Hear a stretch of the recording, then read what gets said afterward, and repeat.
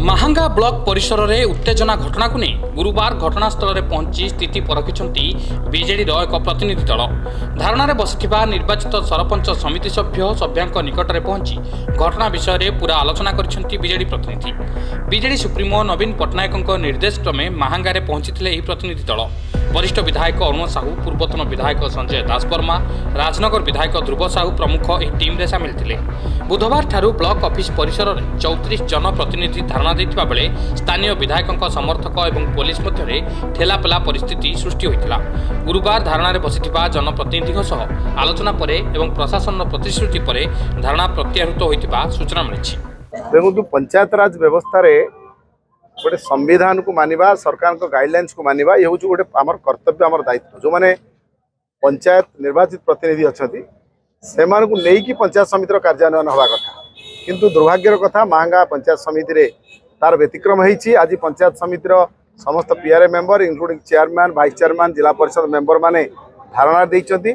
से लिखित अभियोग पीडी कलेक्टर पाखे उपस्थापित करिसेंती। तेणु निश्चित भाव में कथा काली विधानसभा उठिबो एवं गणतंत्र शासन व्यवस्था एटी केमती सुरक्षित हम से दिगरे आम निश्चित भाव में पदक्षेप करूँ और सरकार को दृष्टि आकर्षण कर। 2 दिन धरी माहांगा पंचायत समिति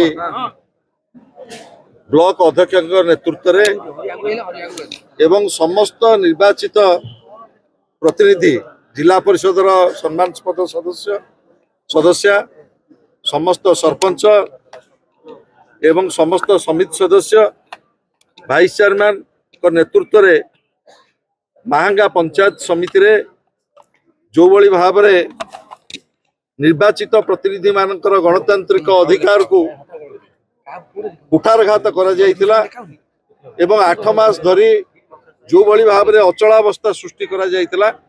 सेतिपई निर्वाचित प्रतिनिधि माने धारणा देकी बसचंती।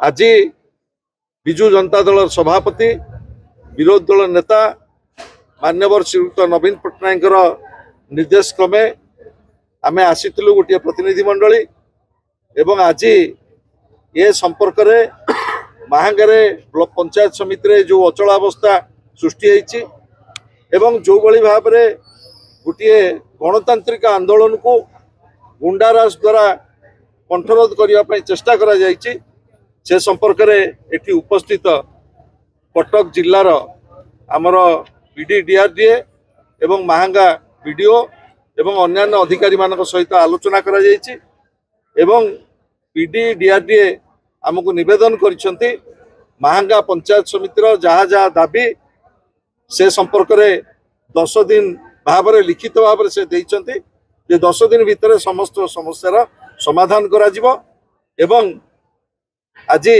से लिखित भाव में आमर नेता श्रीयुत प्रताप जेना नेतृत्व में आमे पंचायत समितिर जो आंदोलनकारी बसी अध्यक्ष नेतृत्व में से चिठी आमे प्रदान करूँ एवं अनुरोध करूँ जेहेतु पीडी 10 दिन पर समय नहीं आंदोलन को स्थगित रखागला एवं 10 दिन पर जहाँ जहाँ दाबी करा जायछि से संपर्क में दाबी संपर्क में समीक्षा करा जिवो एवं मु आशा करुच्ची गणतांत्रिक विधि व्यवस्था रे गोटे सरकारी दलर जेतिक आवश्यकता रही गोटे दृढ़ विरोधी दलर मध्य सेतिक आवश्यकता रही।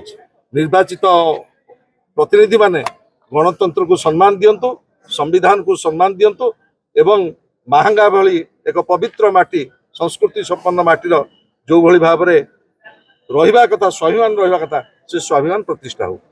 रिपोर्ट सकाळ न्यूज।